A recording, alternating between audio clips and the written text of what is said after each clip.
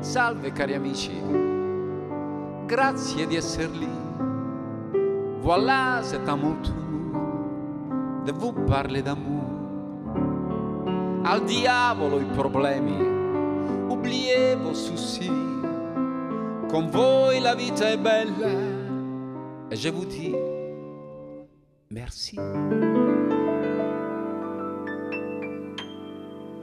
Eh bien, chers amis, nous voilà cette semaine encore avec vous, avec un brin de psychologie, avec notre nul autre, je dis bien, Michel Trozzo, notre psychanalyste, psychologue, notre ami. Michel, aujourd'hui, tu as décidé, comme ça, d'un coup, de parler justement de la solitude. Mais Roberto, sai che... Ne m'appelle pas Robert. Quand je t'appelle Roberto, je parle en italien, tu vois. Okay. Roberto, Ouais. Ben, c'est un sujet il est très d'actualité, puisque à Montréal, on dit que 40% des gens vivent seuls. Donc, c'est un sujet qui touche beaucoup de monde. Vivre seul par choix ou par la vie? Bon, donc, tu sais, il y a des gens qui vivent seuls par choix. Donc, ceux qui choisissent de vivre seuls, ce sont des gens qui ont envie de ne pas rendre compte à personne. Et il y en a beaucoup, hein? 40%? Non, 40%? pas, non, parce non, que pas moi, je regarde dans les jeunes, c'est une autre génération, mais dans les jeunes, il y a de plus en plus de jeunes qui, d'abord, je vois bien que, on n'a pas dit bonjour à nos amis en plus. Merci d'être là, hein? Parce qu'on a quand même des amis qui sont avec nous et qui vont réagir même à nos propos.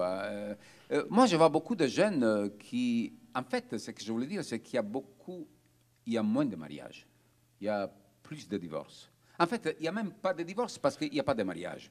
Alors, il y en a moins. Et les jeunes, ils veulent rester seuls. C'est un problème, ça. Ben, c'est un problème. C'est un style de vie. Un style de vie. Donc, il y a des gens qui choisissent d'être seuls, soit parce qu'ils ne veulent pas des responsabilités de couple, des responsabilités familiales, etc., ou bien des gens qui, tout simplement, ne veulent pas partager leur temps et leur espace avec personne. Donc, c'est un choix. Il y a des personnes qui vivent seules par choix. Okay. Mais des 40% qui vivent seuls ne sont pas toutes des personnes qui ont choisi de vivre seules. Parce que, comme tu disais si bien tantôt, la vie, parfois, fait qu'on se retrouve seul. Mais est-ce que vivre seul, on est plus fragile ou on peut être quand même... On peut assumer notre vie, on peut être fort. Je regarde des gens et nos amis là qui sont en train de se dire... Bon, on va prendre position. Mais c'est sûr que vivre seul, ça fragilise l'être humain. Okay. Il faut faire tout seul. Tout seul. Donc, les responsabilités, parfois, c'est moins lourd en les partageant. Mais en contrepartie, il faut laisser que l'autre partage notre temps et notre espace. Il faut faire des concessions. Et des compromis. Et des compromis, absolument. Ouais. Donc, oui, mais la solitude, ça fragilise. Et comment il faut faire pour s'en sortir si on est fragile, si on est dans cet état-là, si on est seul et qu'on ne veut pas rester seul? On cherche l'âme sœur? Comment qu'on s'en sort, d'après vous autres? Est-ce qu'il y a des gens qui sont seuls parmi vous, là? Tiens, il y a notre ami qui voudrait justement... En fait, je voulais simplement faire un commentaire. Si on parle de solitude dans 2012, on ne peut pas en parler de la même façon qu'on en parlait en 1990 ou 1995. Je comprends qu'il y a des gens qui ont un certain âge qui écoutent l'émission actuellement et qui ne sont peut-être pas familiers avec les technologies, mais on ne peut pas faire abstraction des réseaux sociaux aujourd'hui qui changent totalement la donne au niveau de ce qu'est la vraie nature de la solitude, non?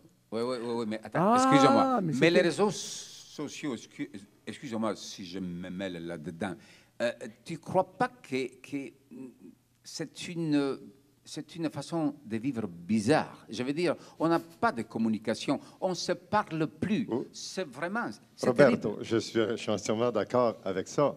Bon, là, tu me parles du côté strictement émotif. Mais je c'est important, l'émotion. Et je suis 100% d'accord avec toi. Mais reste que la définition du mot solitude n'est pas la même aujourd'hui qu'il y a 20 ans. Oui. Michel, qu'est-ce que vous en pensez?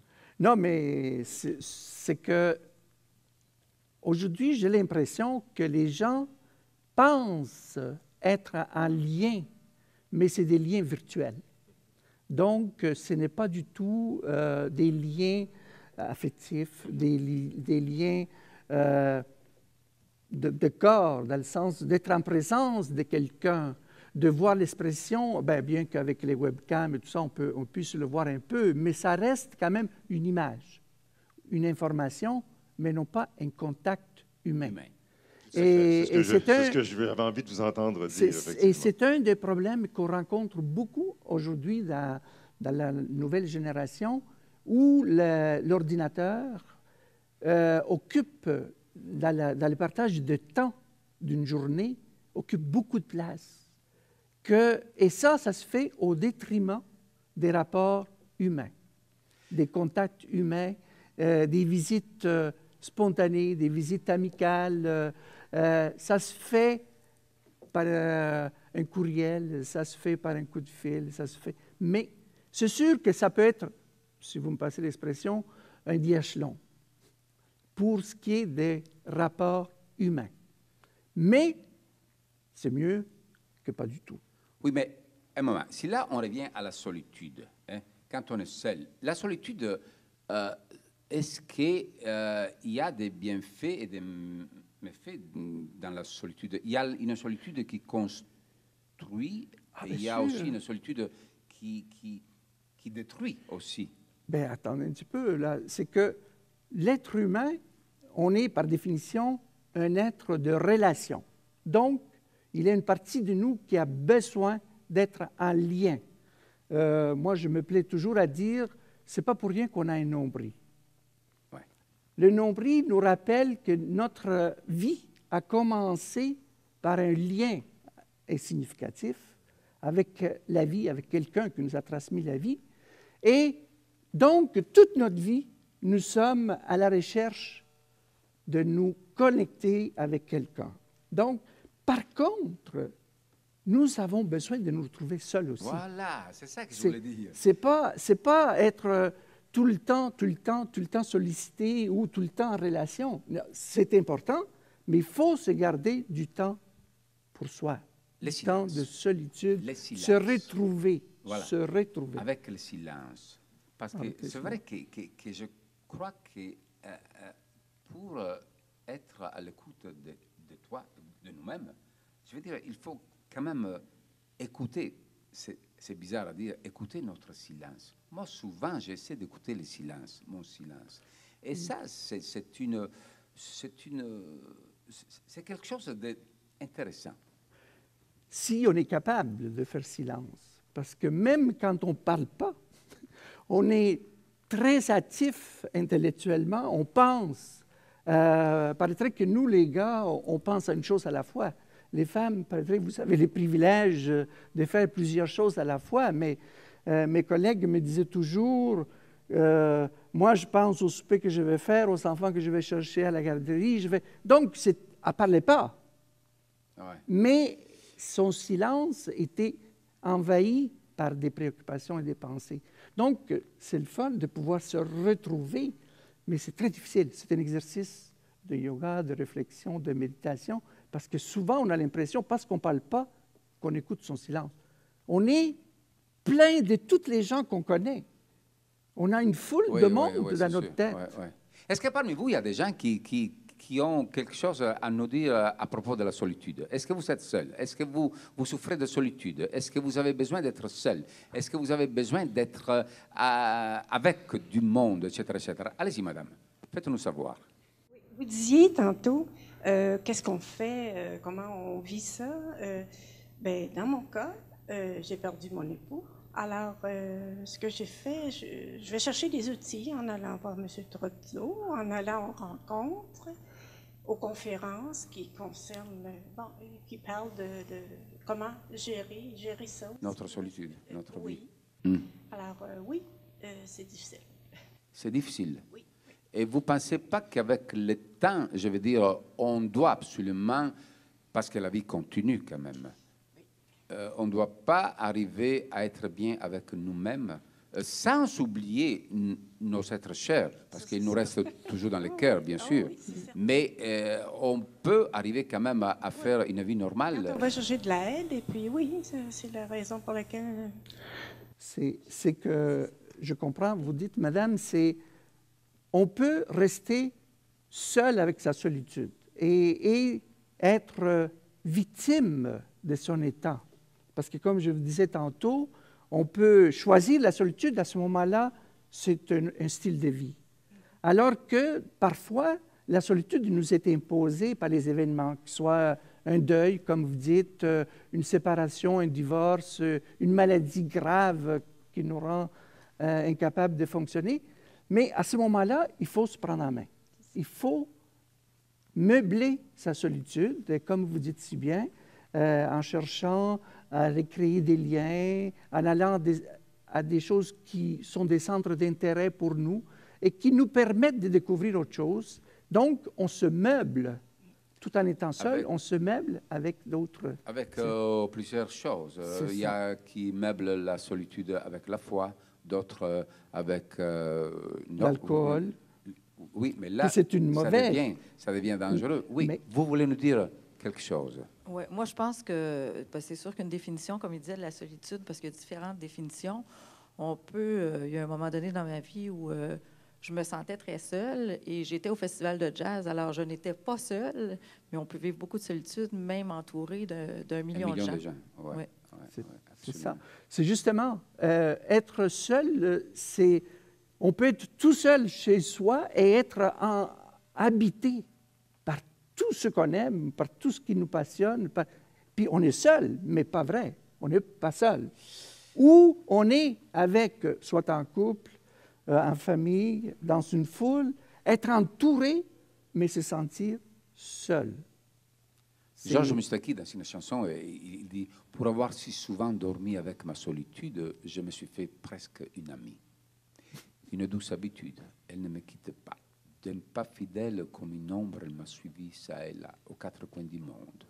Non, je ne suis jamais seul avec ma solitude. » Est-ce que vous avez quelque chose à dire? Mais ça, c'est Georges Moustaki, je veux dire, c'est pas nous. Oui, allez-y. Est-ce qu'on parle de solitude, d'être en couple ou... La solitude en général. Pas avoir, c'est ça en général aussi. En général, bien sûr, être en couple, c'est une autre... Oui, c'est en général. Parce qu'il y a des gens en couple aussi qui peuvent vivre de la solitude, parce qu'il y a des partenaires indifférents, il y a des... Mais la solitude à deux, c'est plus dur que la solitude toute seule. Très juste. Vous ne pensez pas? Probablement. Il y en a beaucoup qui souffrent de solitude à deux. Oui. Enfin, là, on s'en va un peu trop dans la philosophie. Dans la philosophie. Et on n'est pas philosophe. Lui, mais mais pourquoi pas? Oui, la vie, c'est une philosophie. Absolument. Oui, est-ce qu'il y a d'autres personnes qui veulent dire un mot sur la solitude? Non, je vois que vous êtes... Parce que le temps passe et on se rend compte que hier encore, j'avais 20 ans. J'ai caressé le temps et joué de la vie comme on joue de l'amour. Je vivais la nuit sans compter sur mes jours qui fouillaient dans le temps. J'ai fait tant de projets qui sont restés en l'air. J'ai fondé tant d'espoirs qui se sont envolés que je reste perdu ne sachant où aller, les yeux cherchant le ciel, mais le cœur mis en terre.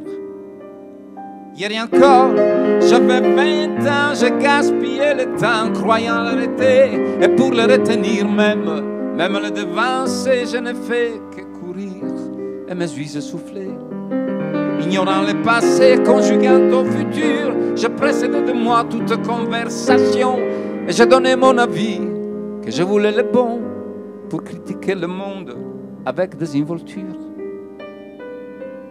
Hier encore, j'avais 20 ans, mais J'ai perdu mon temps à faire des folies qui ne me laissent au fond rien de vraiment précis que quelques rides au front et la peur de la nuit. Quand mes amours sont morts, avant que d'exister, mes amis sont partis et ne reviendront pas. Par ma faute, je fais le vide autour de moi et j'ai gâché ma vie et mes jeunes années. Du meilleur et du pire, en jetant le meilleur, j'ai figé mes sourires et j'ai glacé mes pères. Où sont-ils à présent? À présent, mes 20 ans.